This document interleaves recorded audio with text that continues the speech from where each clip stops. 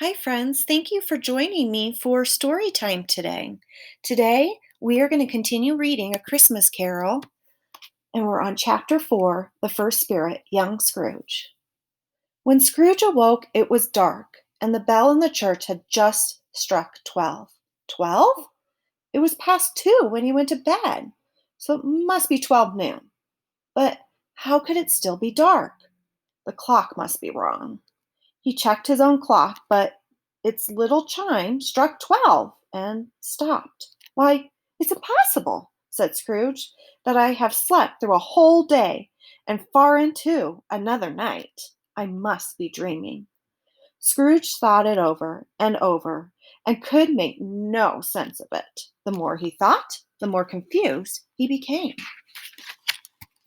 As Scrooge lay there, he suddenly remembered that Marley's ghost had warned him that the first spirit would visit when the bell struck 1. He decided to lie awake until the hour arrived. Finally, the bell rang with a deep, hollow 1. Light flashed up in the room at that very instant, and the curtains of his bed were suddenly pulled back by a hand. Scrooge found himself face to face with the ghostly visitor who had opened the curtains. Man, I'm just thinking about how scared I would be. Wonder how scared he is. It was a strange figure, like a child in some ways, like an old man in others. Its hair, which was hung down its back, was white as if with old age, but the face had not a wrinkle in it. Its robe was pure white, tied at the waist by the sparkling, shining belt. But the strangest thing about it was the bright, clear rays of light seemed to burst from the top of its head, lighting up the room. The cap it held under its arm looked like a large candle snuffer, which it must have used to put out the light. So this kind of reminds us that this is at a different time. This is a long time ago when candles were the lights, and you would use a candle snuffer to put out the light so you wouldn't burn yourself. "Are you the first spirit, sir, that Marley said would visit me?" asked Scrooge. "I am." The voice was soft and gentle, usually low. "Who and what are you?" Scrooge asked. "I am the ghost of Christmas past. Long past." "Long past?" asked Scrooge. "No, your past." Scrooge did not know why, but he wanted to see the spirit in his candle snuffer cap and begged him to put it on. "What?" cried the ghost. "Would you, with worldly hands, so soon put out the light I give? Is it not enough that you are one of those whose meanness and greed made this cap and forced me year after year to wear it?" Scrooge said he had not meant to be rude, and that he had never purposely capped the spirit at any time of his life. He then became bolder and asked why the spirit had come. "I am here for your own good," said the ghost. "I am here to save you. Pay close attention, rise, and walk with me." The spirit's grip on Scrooge's arm The spirit's grip on Scrooge's arm, though gentle, was also firm. He rose, but when the spirit started to move toward the window, Scrooge pulled at its robe. "I am a human!" Scrooge cried. "I am likely to fall." "Permit my hand to touch you there," said the spirit, laying it over Scrooge's heart, "and I will lift you up and support you in more than this." As the words were spoken, they passed right through the wall and stood on an open country road with fields on either side. The city had completely disappeared. The darkness and the mist had disappeared with it, for it was a clear, cold winter day with snow on the ground. "Good heavens!" said Scrooge as he looked around. "I remember this place. I grew up here. I was a boy here." Boyhood memories filled Scrooge's mind and brought back thoughts of hopes and joys and cares long forgotten. The spirit looked at him. So I remember at the beginning of this chapter, it talked about this is the spirit of Christmas past. And I know past is something that's already happened. And so he really did grow up as a boy. That was his past. Your lip is trembling, said the ghost. Is that a tear on your cheek? Scrooge muttered, Of course not, with a lump in his throat, and begged the ghost to lead him where it wished. I know when I'm really sad, sometimes I feel like there's a lump in my throat. There's not really a lump in my throat, but it feels like something's in there. Do you remember that way? Asked the spirit. Remember it, cried Scrooge. I could walk it with my eyes closed. Strange that you had forgotten it for so many years, said the ghost. Let us go on. They walked along the road, Scrooge remembering every gate and post and tree until a little market town appeared in the distance with its bridge, its church, and winding river. Some shaggy ponies trotted toward them with boys on their backs who called to other boys in country carriages and carts. All these boys were in a happy mood and shouted to each other. The crisp air was full of laughter. So, again, this shows me that the setting is a long time ago, that they're not in cars or on bikes, they're actually on horseback. These are just shadows from your past, said the ghost. They do not know we are here. As the happy travelers came nearer, Scrooge knew and named each of them. Why was he so happy and excited to see them? Why did his cold eyes glisten and his heart leap up as they went past? Why was he filled with gladness when he heard them wish each other Merry Christmas as they left to go to their own homes? What was Merry Christmas to Scrooge? Merry Christmas? Nonsense! What good had it ever done him? The school where your father sent you to live is almost empty now, said the ghost. The children have gone home to be with their families at Christmas. Just one lonely child is left there, forgotten by his friends. Who do you think that boy is?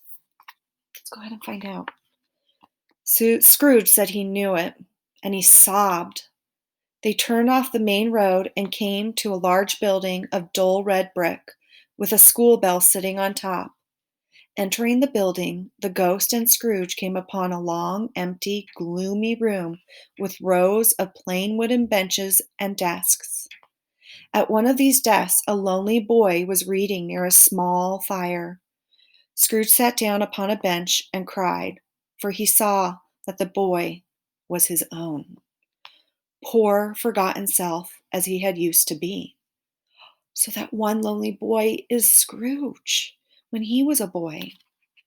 Every sight and sound softened Scrooge's heart and brought more tears to his eyes.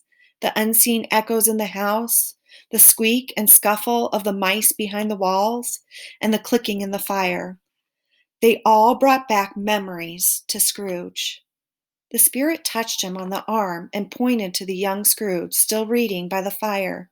Feeling sad and sorry for his earlier self, Scrooge said, Poor boy, and cried again. I wish, Scrooge started to say, after drying his eyes with his coat sleeve, but it's too late now. What does that matter? Asked the spirit. Nothing, said Scrooge. Nothing. There was a boy singing a Christmas carol at my door last night. I wish I had been kind and given him something. That's all. The ghost smiled thoughtfully and waved its hand, saying, Let us see another Christmas from your past. I wonder where they're going to go. Let's see. As the ghost spoke, Scrooge saw himself again, a little older now, but the boy he saw was not reading. He was walking back and forth, lonely and sad, in a small, dark room above the schoolroom. All the other boys had gone home to be with their families for the holidays, and young Scrooge was alone again. Scrooge looked at the ghost, and with a sad shaking of his head, looked toward the door of the boy's room. It opened, and a girl, much younger than the boy, came running in. She put her arms around the boy and kissed him and called him her dear, dear brother." "I have come to bring you home, dear brother," said the child, clapping her tiny hands and bending down to laugh. "To bring you home, home, home." "Home, Fanny?" cried the boy. "Yes," said the child, full of happiness. "Home for good. Home for ever and ever. Father is so much kinder than he used to be that home is like heaven. He spoke so gently to me one night when I was going to bed that I was not afraid to ask him once more if you might come home. He agreed that you should and sent me in a coach to get you. And you'll never have to come back here. But first, we're to be together all Christmas long and have the merriest time in all the world." "You are quite a girl, little Fan," said the boy. She clapped her hands and laughed, and stood on tiptoe to hug him. Then she began to drag him, in her childish excitement, toward the door, and he, quite happily, went with her. Just then a terrible voice cried, "Bring down Master Scrooge's suitcase!" And in came the schoolmaster himself. So a schoolmaster is kind of like a principal, but they're like a parent and principal all together. And for some reason, maybe back in the time, they got a really bad reputation. So they kind of were like mean and strict because they had to be a parent and a teacher and a principal all in one.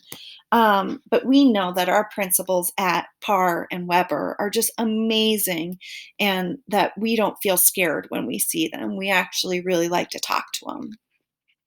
He glared at young Master Scrooge with a cold, hard look. He shook hands with him and wished him good-bye. After Master Scrooge's things had been tied onto the top of the coach, the children said good-bye to the schoolmaster very gladly and rode happily down the snow-covered driveway. "Your little sister was always a thin, weak girl," said the ghost, "but she had a big heart." "Yes, she did," cried Scrooge. "You're right about that."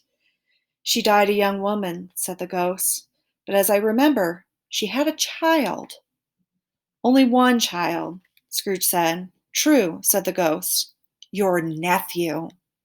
Scrooge could say only yes and no more, for he was thinking how unkind he had been when his nephew had visited him in the office. So that's the end of chapter 4.